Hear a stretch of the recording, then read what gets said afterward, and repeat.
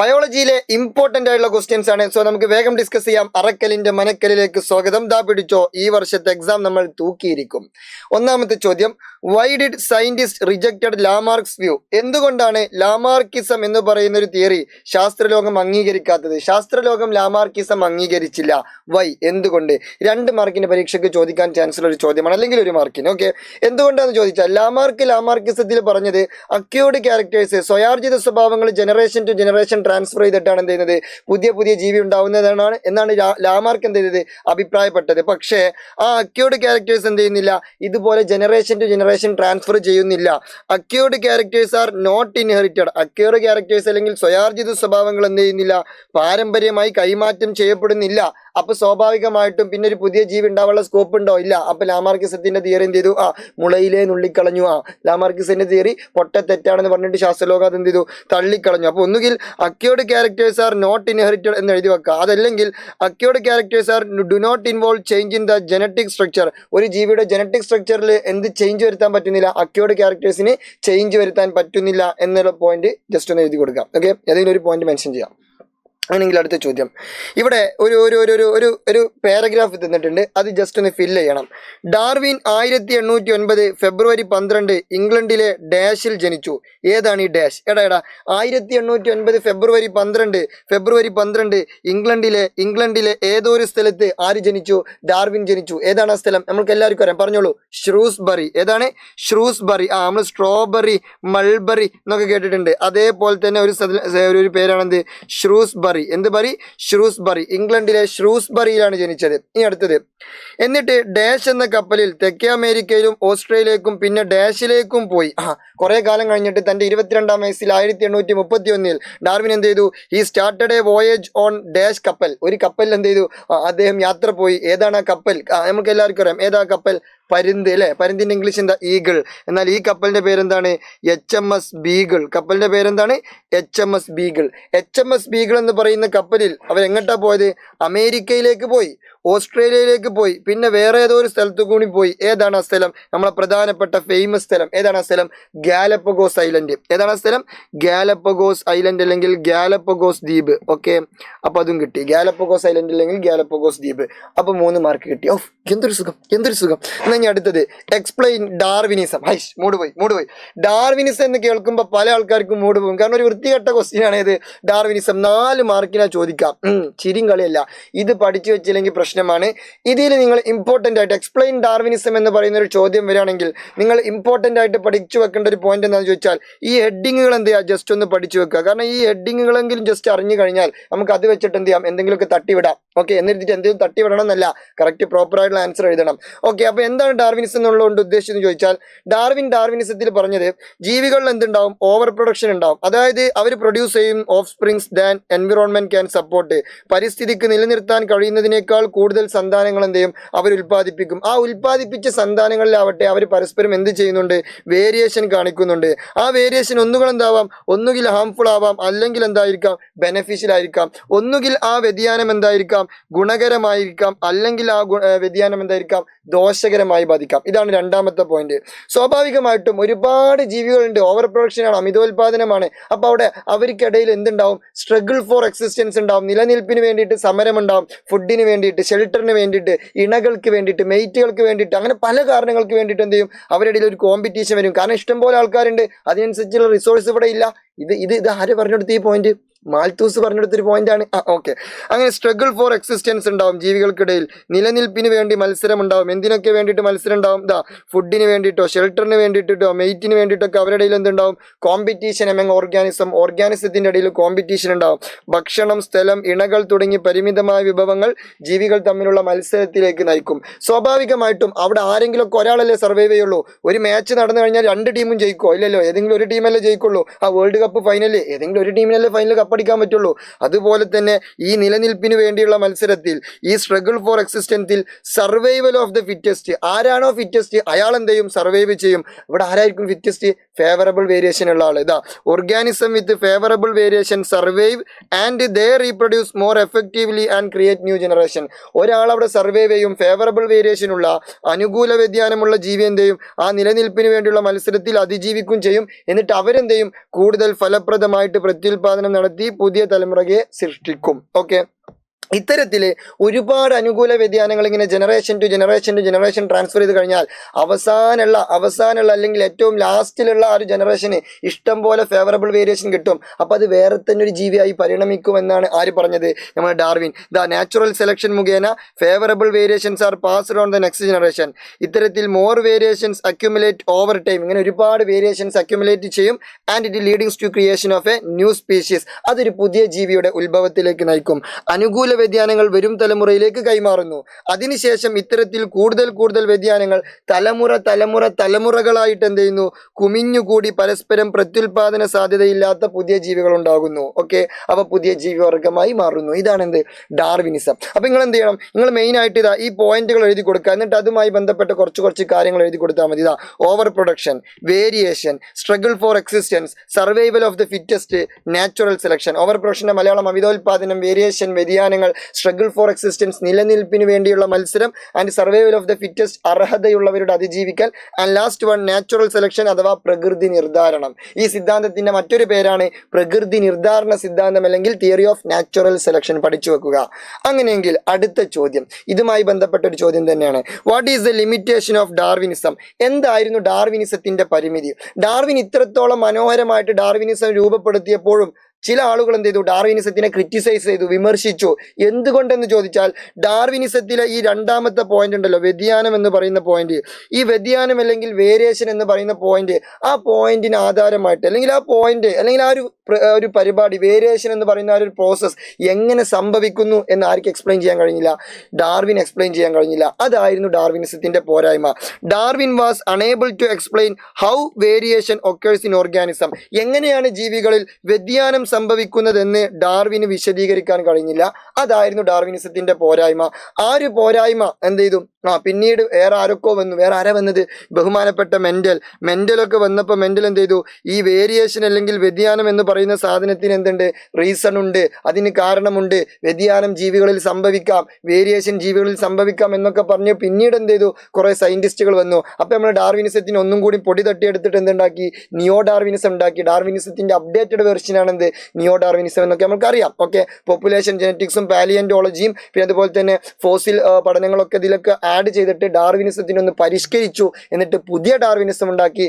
That's known as neo Darwinism. ഓർത്തു വെക്കുക. Okay, ഇനി അടുത്ത ചോദ്യം.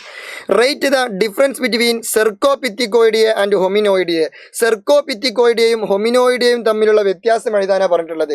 ഈ സെർക്കോപിത്തിക്കോയിഡിയെയും ഹൊമിനോയിഡിയെയും ഇവർ രണ്ടുപേരും വന്നത് ഒരു കോമൺ തറവാട്ടിൽ നിന്നാണ്. ആ തറവാടിന്റെ പേരാണ് ആന്ത്രോപോയിഡിയെ. ഓക്കെ, ആ ആന്ത്രോപോയിഡിയെ വന്നത് വേറൊരു വലിയ തറവാട്ടിൽ നിന്നാണ്.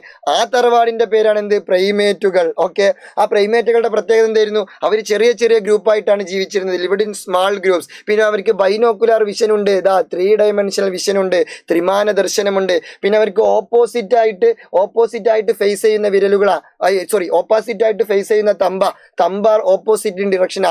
തമ്പ് അല്ലെങ്കിൽ എന്താണ് നമ്മൾ തള്ളവിരലുണ്ടല്ലോ, തള്ളവിരൽ, അതെന്താണ്? ഓപ്പോസിറ്റ് ആയിട്ട് എന്താണ് ഫേസ് ചെയ്യുക. ഓക്കെ, അതൊക്കെ അതിന്റെ പ്രത്യേകതകളാണ്. ജസ്റ്റ് ഒന്ന് നോക്കി വെക്കുക.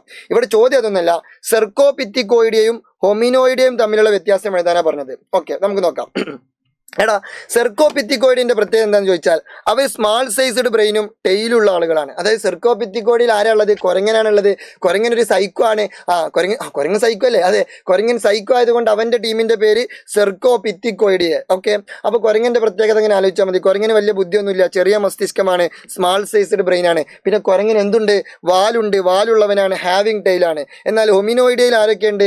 മനുഷ്യൻ, ചിമ്പാൻസി, ഗൊറില്ല, ഉറാങ്ങുട്ടാൻ, ഗിബണൊക്കെ ഉണ്ട്. നമുക്കൊക്കെ ലാർജ് സൈസ്ഡ് ബ്രെയിനാ, ബിഗ് സൈസ്ഡ് ബ്രെയിനാ, വലിയ മസ്തിഷ്കമാണ്. പക്ഷെ നമുക്ക് എന്തില്ല?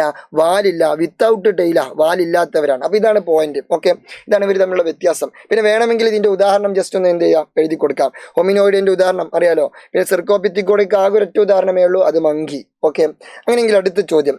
Rate the 3 features of Homo habilis and Australopithecus. Homo ഹബിലിസിന്റെയും ആസ്ട്രലോപിത്തക്കസിന്റെയും 3 പ്രത്യേകതകൾ എഴുതാനാണ് പറഞ്ഞിട്ടുള്ളത്. നല്ലൊരു കിടിലൻ ചോദ്യമാണ്. അതായത് ഹോമോ ഹബിലിസ് മൂന്നാമത്തെ ആള്, ആദ്യത്തേത് ആരാണ്? സഹലാന്ത്രോപ്പസ് ചാഡൻസിസ്. സഹല ചാടി എന്ന് ആലോചിക്കുക, സഹല ചാടി. ഓക്കെ, സഹലാന്ത്രോപ്പസ് ചാഡൻസിസ്. രണ്ടാമത്തെ ആളാണ് ഒരു australopithecus. 3 homo habilis, 4 erectus, 5 നിയാണ്ടർതാലൻസിസ്, 6 sapiens. ഇതിൽ ഹബിലിസിന്റെയും ആസ്ട്രലോപിത്തക്കസിന്റെയും പ്രത്യേകതകൾ എഴുതാനാണ് പറഞ്ഞിട്ടുള്ളത്. നല്ല സിമ്പിൾ ആയിട്ടുള്ള ഒരു അടിപൊളി ചോദ്യമാണ്. നമ്മൾ എന്ത് ചെയ്യാന്നറിയോ, നമ്മൾ അബിലിസിന്റെയും ആസ്ട്രലോപിത്തക്കസിന്റെയും പ്രത്യേകതകൾ ഞാൻ ഇവിടെ ജസ്റ്റ് നോട്ട് ചെയ്ത് വെച്ചിട്ടുണ്ട്. പക്ഷേ ഞാൻ പറയുമ്പോൾ നിങ്ങൾ ഈ ഒരു പ്രത്യേകത മാത്രം പഠിച്ചാൽ പോരാ, എല്ലാത്തിൻ്റെയും പ്രത്യേകതകൾ പഠിക്കണം. കാരണം എല്ലാത്തിൻ്റെയും പ്രത്യേകതകൾ പഠിച്ചാലേ നമുക്ക് എന്ത് ചെയ്യാൻ പറ്റുള്ളൂ, പരീക്ഷയ്ക്ക് എങ്ങനെ ചോദിച്ചാലും ആൻസർ കിട്ടുള്ളൂ. അപ്പോൾ ഇത് ജസ്റ്റ് എന്ത് ചെയ്യുക, ഇതൊന്ന് സ്ക്രീൻഷോട്ട് എടുത്തിട്ട് ഇത് മൊത്തത്തിൽ പഠിക്കുക, ഇതൊന്ന് ജസ്റ്റ് ഒന്ന് വായിച്ചു പോവെങ്കിലും ചെയ്യാം. ഞാൻ ജസ്റ്റ് ആയിട്ട് സിമ്പിളായിട്ട് ഒരു ഔട്ട്ലൈൻ തരാം. ആദ്യത്തെ ആളാണ് സെഹലാന്ത്രോപ്പസ് ചാഡൻസിസ്. ഓക്കെ, രണ്ടാമത്തേത് ഓസ്ട്രലോപിത്തക്കസ്, 3 അബിലിസ്, 4 ഇറക്ടസ്, 5 നിയാണ്ടർതാലൻസിസ്, 6 സാപ്പിയൻസ്. അതിൽ ആദ്യത്തെ ആളാണ് ആര്, സെഹലാന്ത്രോപ്പസ് ചാഡൻസിസ്. സ്വാഭാവികമായിട്ടും അയാളായിരിക്കും ഈ എവല്യൂഷണറി സീരീസിലെ ആദ്യത്തെ ചങ്ങായി, കാരണം അയാളാണ് നമ്മൾ ആദ്യം പറയുന്നത്. സോ അയാളുടെ പോയിന്റ് മനുഷ്യ പരിണാമ ശ്രേണിയിലെ ആദ്യ കണ്ണി, അതങ്ങനെ പഠിച്ചു വെക്കുക. Okay, the first link in the human evolutionary series കിട്ടിയല്ലോ. പിന്നെ അയാളുടെ രണ്ടാമത്തെ പ്രത്യേകത സെഹലാന്ത്രോപ്പസ് ചാഡൻസിസ്. അപ്പൊ അവന്റെ ഫോസിൽ എവിടെ നിന്നാണ് കിട്ടിയത്, ഫോസിൽ ഫ്രം ചാഡ്, ആഫ്രിക്കയിലെ ചാഡിൽ നിന്നുമാണ് എന്ത് ഫോസിൽ കണ്ടെത്തിയത്. എന്തൊരു സുഖല്ലേ. ഓക്കെ, ഇനി ലാസ്റ്റത്തെ ആളെ കുറിച്ച് പഠിക്കാം, ഹോമോസാപ്പിയൻസ് ആണ് ഏറ്റവും അവസാനത്തെ ആൾ, അതായത് നമ്മൾ. ഓക്കെ, അപ്പൊ നമ്മളാണ് എന്ത്, മോഡേൺ മാൻ. അപ്പൊ അതിന്റെ ഒരു പ്രത്യേകത എന്താണ്, ആധുനിക മനുഷ്യൻ അല്ലെങ്കിൽ മോഡേൺ മാൻ, അതന്നെ ഒരു പ്രത്യേകത. പിന്നെ നമ്മൾക്ക് എന്തൊക്കെ അറിയാം, നമുക്ക് ടെക്നോളജി ഒക്കെ ഉപയോഗിക്കാൻ അറിയാം. നമ്മളിപ്പോൾ ChatGPT, AI, ഫോണും മൊബൈലും ഇന്റർനെറ്റും ഒക്കെ ഉപയോഗിക്കുന്നുണ്ട്. അപ്പൊ അക്വേർഡ് ടെക്നോളജി, നമ്മൾ ടെക്നോളജി കരസ്ഥമാക്കിയ ആളുകളാണ്. അതുപോലെ തന്നെ അഗ്രികൾച്ചറൽ മെത്തേഡ്സ്, പല വ്യത്യസ്തമായ കൃഷി രീതികൾ കരസ്ഥമാക്കിയ ആളുകളാണ്. ഡൊമസ്റ്റിക്കേറ്റഡ് അനിമൽസ്, നമ്മൾ ജീവികൾ എന്ത് ചെയ്തിട്ടുണ്ട്, മൃഗങ്ങളെ ഇണക്കി വളർത്തിയിട്ടുണ്ട്. അതുപോലെ തന്നെ ബ്യൂട്ടി സിറ്റീസ്, നഗരങ്ങൾ സൃഷ്ടിച്ചിട്ടുണ്ട്. നമ്മൾ ഒരുപാട് നഗരങ്ങൾ സൃഷ്ടിക്കുന്നില്ലേ. പിന്നെ അതുപോലെ തന്നെ സാംസ്കാരികമായിട്ട്, അതായത് കൾച്ചറിലൊക്കെ എന്ത് ചെയ്തിട്ടുണ്ട്, നമ്മൾ ഭയങ്കരമായിട്ട് എവല്യൂഷൻ സംഭവിച്ച ആളുകളാണ്. നമ്മൾ കലാപരമായിട്ടും കായികപരമായിട്ടും സാംസ്കാരികപരമായിട്ടൊക്കെ ഭയങ്കര ഉഷാറാണ് ആര്, ഹോമോസാപ്പിയൻസ്. നമുക്ക് നമ്മളെ പ്രത്യേകത അറിയാലോ, 2 പ്രത്യേകത തട്ടിക്കൊടുക്കുക. ഓക്കെ, ജസ്റ്റ് സിമ്പിൾ പരിപാടി. ഇന്നാ ഞാൻ അടുത്തത് ആസ്ട്രലോപിത്തക്കസിന്റെ പ്രത്യേകത എന്ന് വെച്ചാൽ അവരാണ് ആദ്യമായിട്ട് ബൈപ്പഡലിസം, ഇരുകാലുകളിൽ നടത്താൻ തുടങ്ങിയത്. ഇരുകാലുകൾ എന്ന് പറഞ്ഞാൽ 2 കാലിൽ നടത്താൻ തുടങ്ങിയത് ആരാണ്, ആസ്ട്രലോപിത്തക്കസ. അതുവരെ 4 കാലിലായിരുന്നു നടത്താം. ഓക്കെ, അപ്പോൾ അതാണ് ആസ്ട്രലോപിത്തക്കസിന്റെ പ്രത്യേകത. പിന്നെ അവരുടെ ഫോസിലും കിട്ടിയത് അവിടെ നിന്ന് തന്നെയാണ്, ആഫ്രിക്കയിൽ നിന്ന് തന്നെയാണ് അവരുടെ ഫോസിലും കണ്ടെത്തിയത്. ഓക്കെ, ഇനി അടുത്തത് ഹോമോ ഹബിലിസ്. ഹബിലിസ് എന്ന് കേൾക്കുമ്പോൾ ഇബിലീസിനെ ആലോചിക്കുക. ഇബിലീസ് നല്ലവനല്ല, ദുഷ്ടനാണ്. അതുകൊണ്ട് സ്വാഭാവികമായിട്ട് ഇബിലീസ് എന്ത് ചെയ്തു, ടൂൾസ് ഉണ്ടാക്കി, ഉപകരണങ്ങൾ ഉണ്ടാക്കി, ആയുധങ്ങൾ നിർമ്മിച്ചു. എന്തുകൊണ്ട് ആയുധങ്ങൾ നിർമ്മിക്കുക, പണ്ടത്തെ കാലഘട്ടത്തിൽ കല്ലുകൊണ്ട്.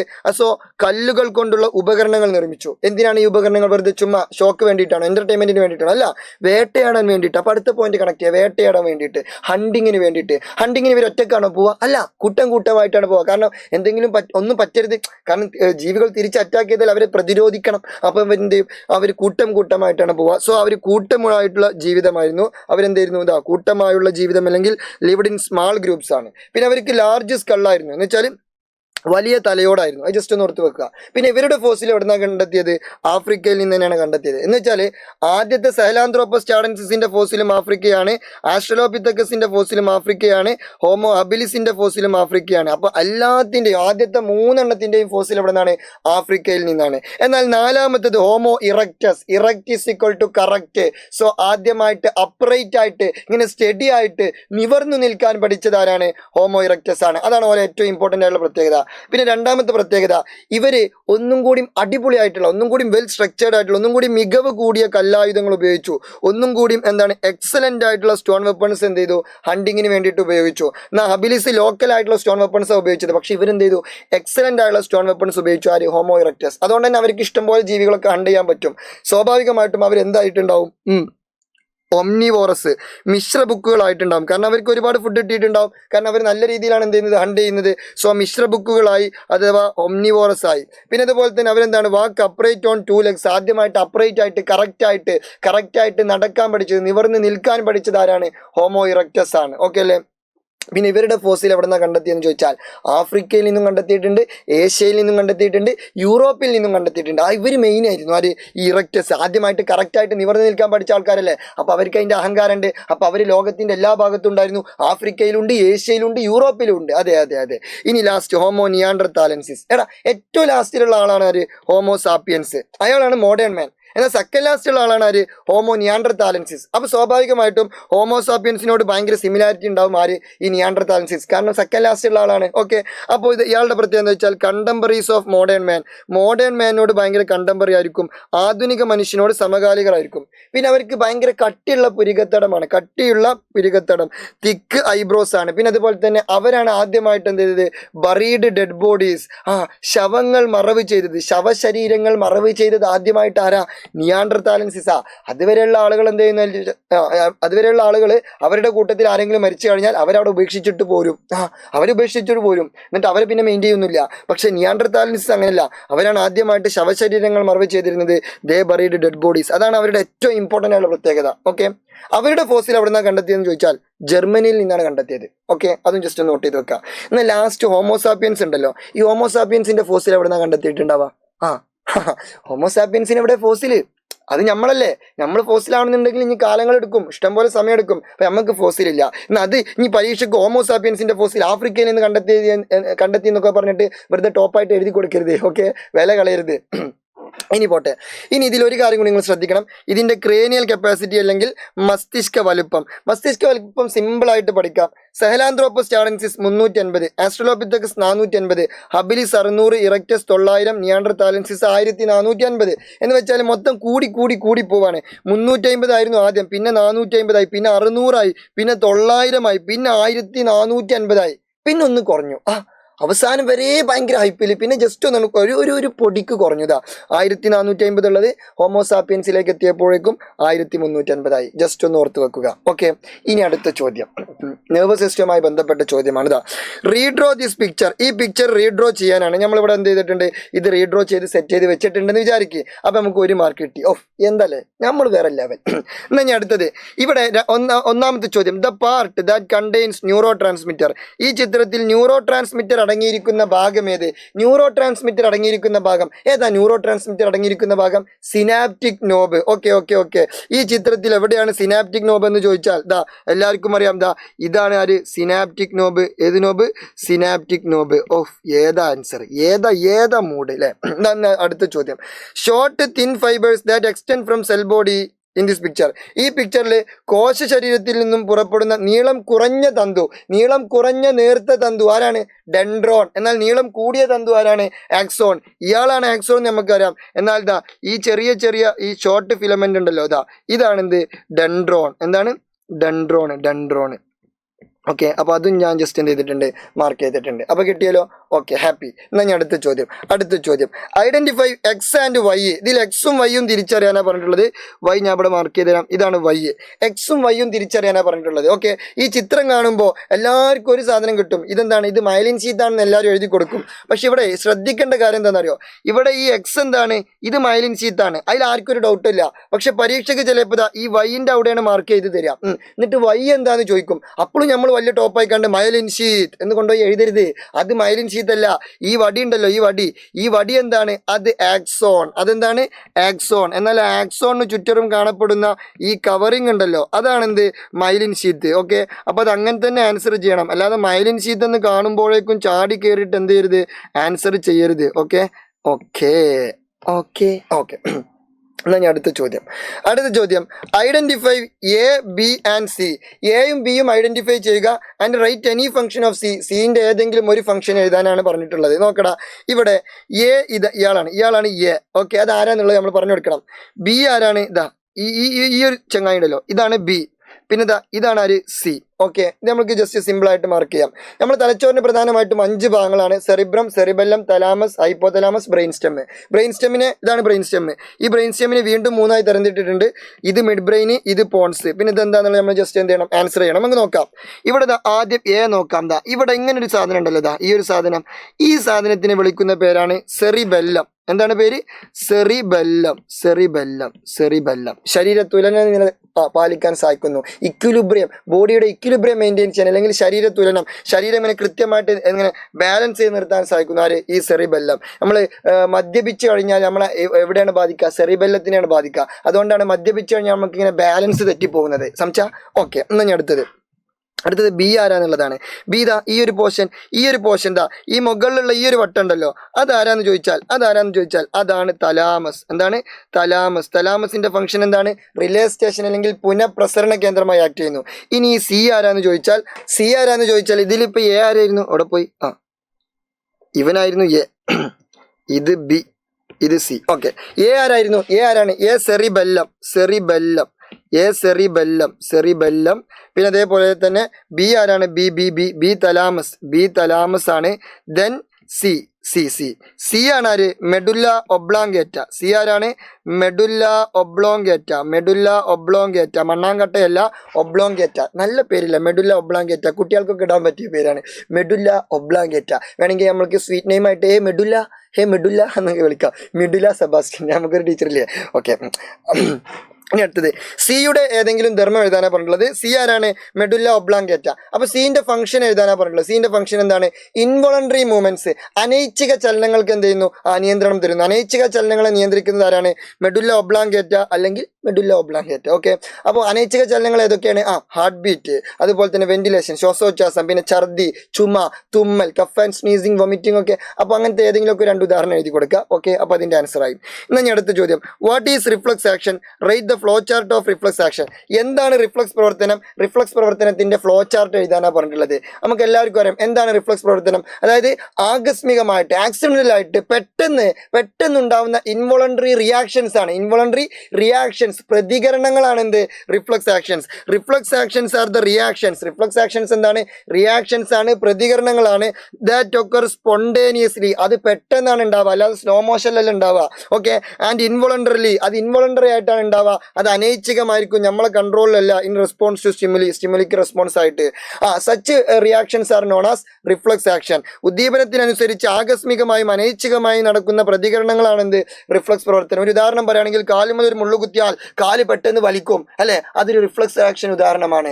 കാല് അവിടെ എന്താണ്? പെട്ടെന്നാണ് വലിക്കുന്നത്, സ്പോണ്ടേനിയസ് ആണ്. പിന്നെ അതെന്താണ്? ഇൻവോളണ്ടറി ആയിട്ടാണ് വലിക്കുന്നത്, അതായത് അനൈച്ഛിക ചലനമാണ്. അതായത് നമ്മൾ വിചാരിക്കുന്നില്ല, നമ്മളിങ്ങനെ വിചാരിച്ചിട്ട് വലിക്കുന്നില്ല. ലൈക്ക് ഇപ്പൊ എന്റെ കാലിൽ മുള്ളുത്തി, അയ്യോ എന്റെ കാലിൽ മുള്ളു കുത്തിയിട്ടുണ്ട്, അതുകൊണ്ട് കാല് വലിക്കണം, എന്നാൽ കാല് വലിക്കാം, അങ്ങനെയാണോ കാല് വലിക്കുന്നത്? അല്ല, അതൊക്കെ പെട്ടെന്ന് പരിപാടി നടക്കും. സ്ലോ മോഷൻ ആണോ? സ്ലോ മോഷനിലാണോ കാല് വലിക്കുക? അല്ല, അതൊക്കെ പെട്ടെന്ന് നടക്കും. അത്തരത്തിൽ പെട്ടെന്ന് സ്പോണ്ടേനിയസ് ആയിട്ട് നടക്കുന്ന ഇൻവോളണ്ടറി റിയാക്ഷൻസ് ആണ് എന്ത്? Reflex actions. ഓക്കെ അല്ലേ?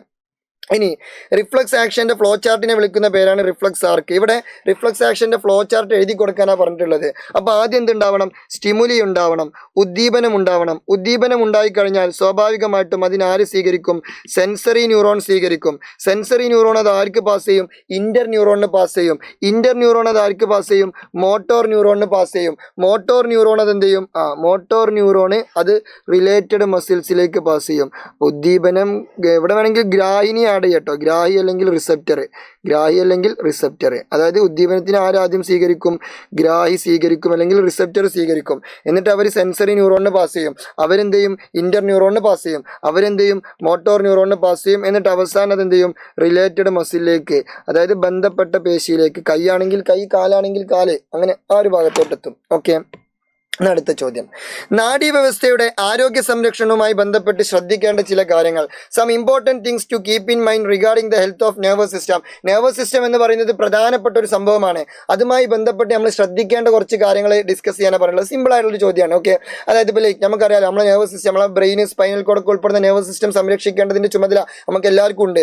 സ്വാഭാവികമായിട്ട് അത് എങ്ങനെയൊക്കെ സംരക്ഷിക്കാമെന്ന് ചോദിച്ചാൽ, ഇപ്പോൾ വണ്ടിയൊക്കെ ഓടിക്കുമ്പോൾ, വാഹനം ഓടിക്കുമ്പോൾ എന്ത് ചെയ്യുക? ഹെൽമെറ്റ്, സീറ്റ് ബെൽറ്റ് ഒക്കെ ധരിക്കുക. Use helmet, seat belt etcetera while driving. Okay. പിന്നെ avoid habits such as smoking, alcohol consumption and drug abuse. Alcohol, മദ്യപാനം, പുകവലി, അതുപോലെ തന്നെ ലഹരി മരുന്നുകളുടെ ഉപയോഗമൊക്കെ എന്ത് ചെയ്യുക? മാക്സിമം എന്നല്ല, ഒഴിവാക്കുക, പാടെ ഒഴിവാക്കുക. അതിൽ മാക്സിമം മിനിമം എന്നൊന്നുമില്ല, അത് മൊത്തത്തിൽ എന്ത് ചെയ്യുക? ഒഴിവാക്കുക. പിന്നെ അതുപോലെ തന്നെ കൃത്യമായിട്ട് ഡു എക്സസൈസ്, വ്യായാമം ചെയ്യുക. പിന്നെ അതുപോലെ തന്നെ സ്ലീപ്പ് അറ്റ്ലീസ്റ്റ് 8 to 10 hours, ദിവസവും കുറഞ്ഞത് 8-10 മണിക്കൂറെങ്കിലും എന്ത് ചെയ്യുക? ഉറങ്ങുക. എന്ന് കരുതിയിട്ട് നാളെ പരീക്ഷയാണ്, എന്നിട്ട് പോയിട്ട് എന്ത് ചെയ്യാന്ന് പറയാം? ഒരു 8-10 മണിക്കൂർ ഉറങ്ങാം. അങ്ങനെ ഉറങ്ങണ്ട.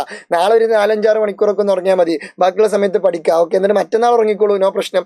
ഓക്കെ. പിന്നെ avoid taking bath in stagnant water. അണുബാധ സംഭവിക്കാതിരിക്കാൻ കെട്ടിക്കിടക്കുന്ന ജലത്തിലെ കുളിയൊക്കെ എന്ത് ചെയ്യുക? ഒഴിവാക്കുക. അങ്ങനെ ഏതെങ്കിലുമൊക്കെ 2 കാര്യം ജസ്റ്റ് എന്ത് ചെയ്താൽ മതി? മെൻഷൻ ചെയ്ത് കൊടുത്താൽ മതി. ഓക്കെ. ഇനി അടുത്ത ചോദ്യം, tabulate sympathetic and parasympathetic system. അതായത് ഇതിനെ സിമ്പതറ്റിക് എന്നും പാരാസിമ്പതറ്റിക് എന്നും എന്ത് ചെയ്യണം? നമ്മൾ കറക്റ്റ് എന്ത് ചെയ്യണം? വേർതിരിച്ചെഴുതണം. ഓക്കെ. നമുക്ക് നോക്കാം. ഇവിടെ ഒന്നാമത്തത് പ്യൂപ്പിൾ ഡയലേറ്റ്സ്, പ്യൂപ്പിൾ വികസിക്കുന്നു. അത് സിംബയാണോ പാരയാണോ എന്നുള്ളതാണ്. ഞാൻ നിങ്ങൾക്കൊരു കോഡ് പറഞ്ഞു തന്നിരുന്നു. സിംബ എന്ന് പറഞ്ഞാൽ എന്താണ്? പേടിയാണ്. പാര എന്ന് പറഞ്ഞാൽ എന്താണ്?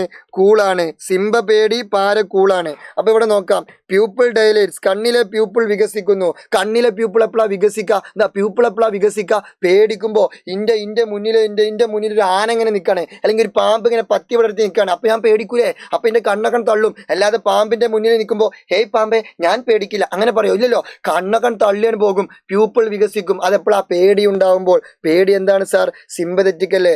അപ്പൊ പ്യൂപ്പിൾ ഡൈലേറ്റ്സ്, പ്യൂപ്പിൾ വികസിക്കുന്നു എന്നെവിടെയുള്ള പോയിന്റാണ്? ഇതാ സിംബയിലുള്ള പോയിന്റാണ്. ഓക്കെ, സിംബയിലുള്ള പോയിന്റാണ് പ്യൂപ്പിൾ വികസിക്കുന്നു എന്ന് പറഞ്ഞാൽ. ഇതാ പ്യൂപ്പിൾ, അയ്യോ ഒരു മിനിറ്റ്, ഇതാ പ്യൂപ്പിൾ ഡൈലേറ്റ്സ്, പ്യൂപ്പിൾ എന്ത് ചെയ്യുന്നു? വികസിക്കുന്നു. പ്യൂപ്പിൾ ഡൈലേറ്റ്സ് അല്ലെങ്കിൽ പ്യൂപ്പിൾ വികസിക്കുന്നു. അതിവിടെയുള്ള പോയിന്റാണ്. ഇനി അടുത്തത് നോക്കാം. ഇതാ ഹൃദയമിടിപ്പ് കൂടുന്നു. എപ്പോഴാ ഹൃദയമിടിപ്പ് കൂടുക? പേടി ഉണ്ടാകുമ്പോഴല്ലേ?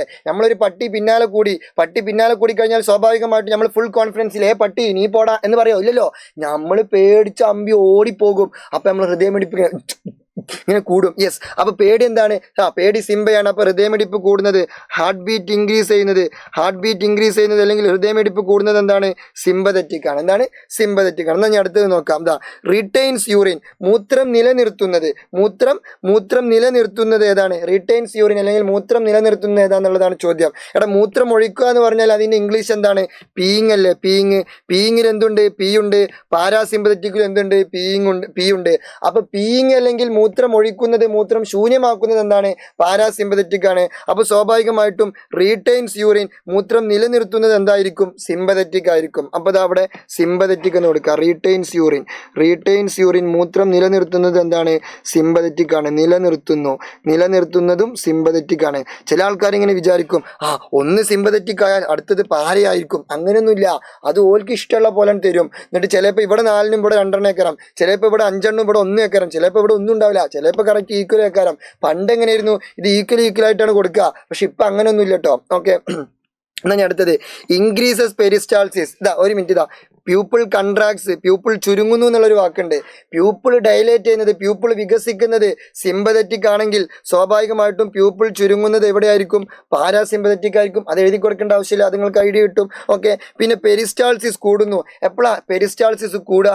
ഇൻക്രീസ് പെരിസ്റ്റാൾസിസ് എപ്പോഴാണ് കൂടുക?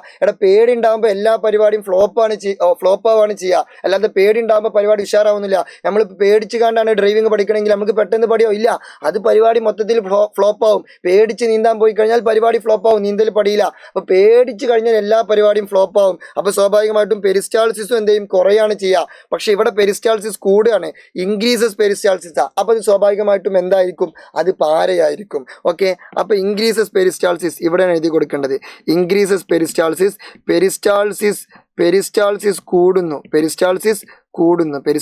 കൂടുന്നു. ഇനി ലാസ്റ്റ് വൺ എന്താണ്? ഇതാ എംപൈറ്റ്സ് യൂറിൻ, മൂത്രം ശൂന്യമാക്കുന്നത് സിംബയാണോ പാരയാണോ എന്നുള്ളതാണ് ചോദ്യം. മൂത്രം ശൂന്യമാക്കുന്നത് എന്താണ്? മൂത്രം ശൂന്യമാക്കാന്ന് പറഞ്ഞാൽ മൂത്രം ഒഴിക്കാന്നാണല്ലോ. മൂത്രം ഒഴിക്കണതിന്റെ ഇംഗ്ലീഷ് എന്താണ്? പീയിങ് ആണ്. പീയിങ്ങിൽ എന്തുണ്ട്? പീ ഉണ്ട്. പാരാസിമ്പതറ്റിക്കിൽ എന്തുണ്ട്? പീ ഉണ്ട്. അതുകൊണ്ട് എംപൈറ്റ്സ് യൂറിൻ എന്താണ്? പാരാസിമ്പതറ്റിക്കിലാണ്. മലയാളം മീഡിയം എങ്ങനെ കണക്ട് ചെയ്യും? മൂത്രം ശൂന്യമാക്കുക എന്ന് പറഞ്ഞാൽ നിങ്ങൾ എങ്ങനെ ആലോചിക്കുക? പശുവിനെ ആലോചിക്കുക. പശുവിലെ എന്താ? പാരാസിമ്പതറ്റിക്. എന്താ? ശൂന്യമാക്കുന്നു. അപ്പൊ മൂത്രം ശൂന്യമാക്കുന്നത് എന്താണ്? പാരാസിമ്പതറ്റിക്. അങ്ങനെ കണക്ട് ചെയ്യാം. മൂത്രം ശൂന്യമാക്കുന്നു, പാരാസിമ്പതറ്റിക്. ഓക്കെ, ഇവിടെ മറ്റേ ഇവനും കൂടി ഉണ്ട് കേട്ടോ. പ്യൂപ്പിൾ കോൺട്രാക്ട്സ്, പ്യൂപ്പിൾ ചുരുങ്ങുന്നു. ഞാൻ ജസ്റ്റ് എഴുതിയിട്ടില്ല, കാരണം പ്യൂപ്പിൾ ഡൈലേറ്റ് ചെയ്യുന്നത് സിംബയാണെങ്കിൽ പ്യൂപ്പിൾ ചുരുങ്ങുന്നത് എന്തായിരിക്കും? പാരാസിമ്പതറ്റിക് ആയിരിക്കും. അത് ജസ്റ്റ് നിങ്ങൾ എന്ത് ചെയ്താൽ മതി? ഓർത്ത് വെച്ചാൽ മതി. സോ ഒരുപാട് ക്വസ്റ്റ്യൻസ് ഇപ്പം നമ്മൾ ഡീറ്റെയിൽ ആയിട്ട് ഡിസ്കസ് ചെയ്തു. ഈ എല്ലാ ക്വസ്റ്റ്യൻസും പഠിക്കുക. ഈ ക്വസ്റ്റ്യൻസ് പഠിച്ചു കഴിഞ്ഞാൽ തന്നെ നിങ്ങൾക്ക് അത്യാവശ്യം മാർക്ക് സ്കോർ ചെയ്യാൻ പറ്റുമെന്നാണ് എൻ്റെ ഒരു വ്യക്തിപരമായിട്ടുള്ള ഒരു അഭിപ്രായം. സോ ഉഷാറായിട്ട് പഠിക്കുക, അടിപൊളിയായിട്ട് പഠിക്കുക, അഭിപ്രായങ്ങൾ കമന്റ് ചെയ്യുക. സോ എല്ലാ മുത്തുമണികൾക്കും സ്വത്തുകൾക്കും കർണകൾക്കും ഷെയർ ചെയ്യുക. സൂപ്പറായിട്ട് പഠിക്കുക. ഇത് നിങ്ങളുടെ സ്വന്തം Arakkal. Good bye, all the best.